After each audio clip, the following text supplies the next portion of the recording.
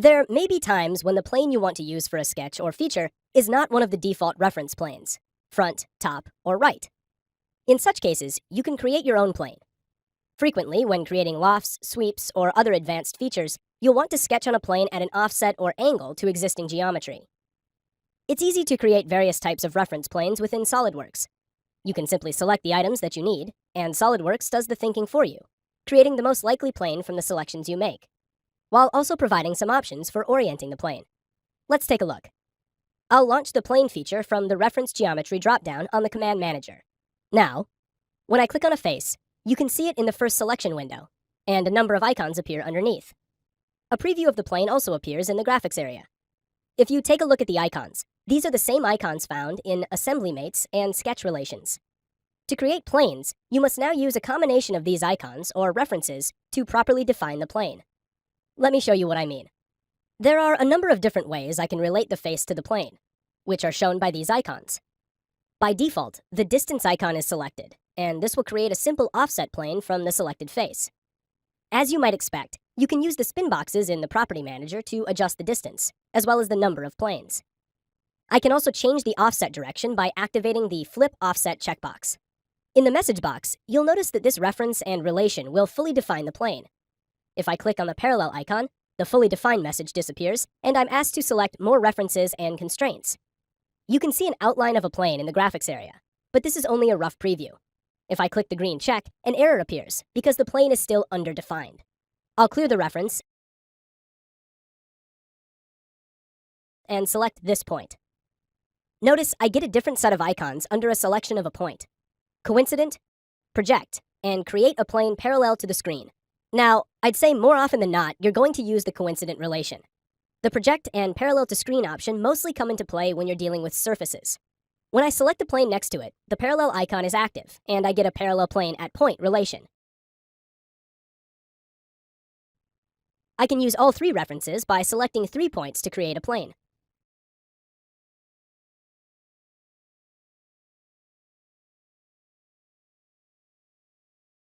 Once again, I'll select a face. I want to point out another icon, the mid-plane icon. I can pre-select it now, or just select the opposite face of the box. And the mid-plane icon is automatically selected. Keep in mind, Solidworks will automatically use the appropriate icons depending on your references. Most of the time, it will create the relations you want. But if not, you can always go through the Property Manager and activate the correct options. Once you play around with the interface for a little bit, you'll realize the speed and ease of creating planes. Instead of needing to know your desired end result, you select the entities you need, and then change the relations until you get the plane you're looking for. There are various reasons why you might need to create an axis to reference. For example, when you need to create a circular pattern, but there are no axes available where you need them. In this example, I want to pattern the hole about the center of the hexagon. Since I don't have a cylindrical face to produce an axis, I have to create my own. An axis is a piece of reference geometry. To create one, you can go to Insert, Reference Geometry, and select Axis. Or I can use the axis icon located under the Reference Geometry dropdown. The Property Manager appears with multiple options to choose from to define your axis: one line / edge / axis, 2 planes, 2 points / vertices, cylindrical / conical face, and point and face / plane. The option you choose will depend on the geometry you have to work with. These options are mostly self-explanatory. For the one line / edge / axis option, I'll select either a sketch line, an edge, or an axis. For this example, I'll select this edge. Click the Keep Visible option to keep the Axis Property Manager open, and click OK to create the axis. Notice in the graphics area, Solidworks creates a label next to the newly created axis. I can select 2 faces, 2 planes, or a combination of the two to create an axis when using the 2 planes option. In this case, I'll select the right plane and front plane to create an axis that goes throughout the center of the hexagon. This axis can be used to create a circular pattern of the hole around the part.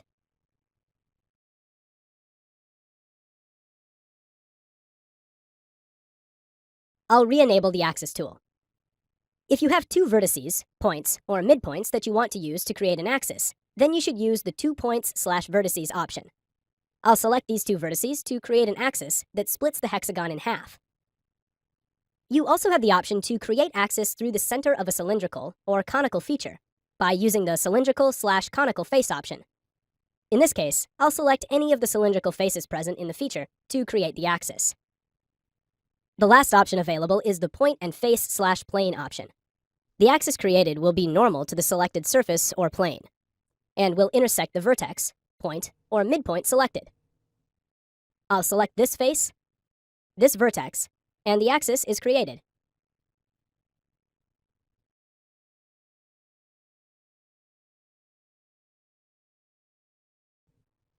Solidworks provides many tools for creating reference geometry in your models, such as planes, axes, coordinate systems, points, and so on. Reference geometry is just that, for reference. It can be used as references for defining the placement or orientation of new features, sketches, locating components within assemblies, and countless other applications. In another lesson, we looked at how to create planes and axes. In this lesson, we'll take a look at reference coordinate systems. Coordinate systems are useful in many applications, for example with the measure and mass properties tools.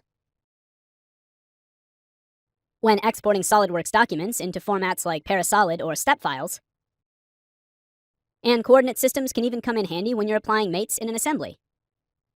The default coordinate system in SolidWorks is aligned with the document origin, but sometimes you might want to define a different coordinate system at a different location. To do this, click the coordinate system icon from the reference geometry flyout on the command manager, or from the insert drop-down menu. Under reference geometry, in the property manager, you can select a vertex, midpoint, or any other point for the new coordinate system. For this example, I'll select the sketch point that is laying on this flat face here. You can also establish new axis directions using these windows. You can align an axis towards points, parallel to edges, towards sketch entities, and normal to planar faces. I'll keep the new axis aligned with the default coordinate axis, so I'll leave the options blank. And when I click OK, the reference coordinate system is added. The last reference geometry I want to go over are points. As the name implies, reference points are points that you can create without having to create a sketch first. You typically use them as construction geometry when there isn't already a vertex in the model at a location that you would like to use for reference later. To create a reference point, I'll click the Reference Geometry button and select Point, or from the Insert drop-down menu under Reference Geometry. One quick note here, a reference point is a bit different than a sketch point, which is found on the Sketch toolbar. Sketch points only exist within the sketch they are included in, whereas reference points exist as their own feature in the Feature Manager tree, and are defined based on the geometry in the model that you select. I'll go ahead and launch the point command from the Reference Geometry flyout on the Features toolbar. The Point Property Manager pops up, and you can see that you have many options here for creating a point. Here, you can keep track of the reference entities you select for the reference points. You can select model edges, faces, planes, as well as sketch entities. Here, you can specify the type of reference point to create. You can choose from arc center, center of face, intersection, projection, on point, and along curve distance or multiple. Let's go over each of these options in detail, starting with the arc center option. You need either a circular entity in order to use this option. Notice, if I select the option and try to select a non-circular entity, a dialog box appears prompting me to select an arc. I'll select the edge of this circle, and you can see the preview of the point at the center of the circle. Before clicking OK, I'll select the Keep Visible icon so that the Point Property Manager stays open after creating the point. I'll click OK, and the point is created. In the graphics area, you'll notice that SolidWorks labels the point created. There may come a time when you need to locate the center of a face, and it is not as easily identifiable, like this face here. The Center of Face option allows you to create a reference point at the center of a planar and non-planar faces. I'll select this face, click OK, and you now have a point at the center of the face. If you want to create a reference point at the intersection of two entities, you can use the Intersection option. Edges, curves, or sketch segments may be used for this option. For this example, I'll select these two edges, and the point is created. Using the Projection option, you can project points from one entity onto a plane or face. You can use points, endpoints of curves, sketch segments, and vertices of solids or surfaces at the projected entity. In this case, I'll select this point and this face to create the reference point. If you want to create a reference point from a sketch point or the end of a sketch section, you can use the On Point option. I'll go to the Feature Manager tree expand the vertical plate, and right-click on the sketch to show it in the graphics area. I can now select any end of this sketch, and it will create a reference point. Finally, there's the along curve distance or multiple reference point option, which lets users create sets of reference points on edges, curves, or sketch segments. When I select it, you'll notice you have multiple options for creating this reference point: distance, percentage, and evenly distribute. The last spin box lets you specify the number of reference points you want to create. With the distance option toggled, you are able to set the spacing between the reference points on the selected entity. With this spin box here, you can specify the desired spacing. If the percentage option is selected, the spacing is defined as a percent of the length of the selected entity. For example, if the selected entity is 20 millimeters long and you want to space two reference points at 10%, then you are setting the spacing to 10% of 20 millimeters, or in other words, 2 millimeters. Now, if you were to select the evenly distribute option, the spacing would be evenly distributed between the number of reference points. If you decide you want to change the number of reference points later on, Solidworks will automatically update the reference points and their location. In this example, I'll select the distance option. Set the distance to 50 millimeters, set the number of reference points to 4, and select this circular edge here. Once I'm satisfied with a preview, I'll click OK to accept and exit the Point Property Manager.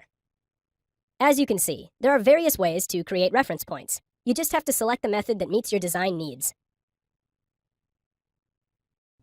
The center of mass reference geometry lets you see where the center of mass of your part is located.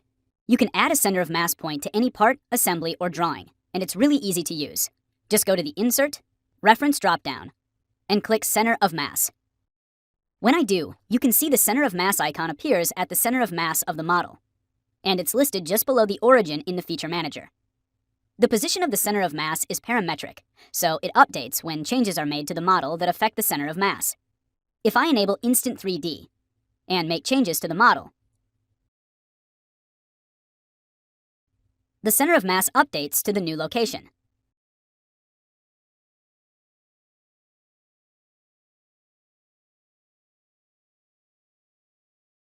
To see the location of the center of mass, go to the Evaluate toolbar and click Mass Properties.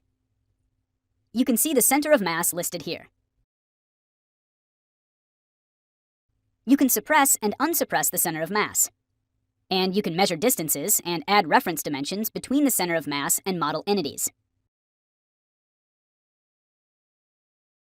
However, you can't create driving dimensions from the center of mass point.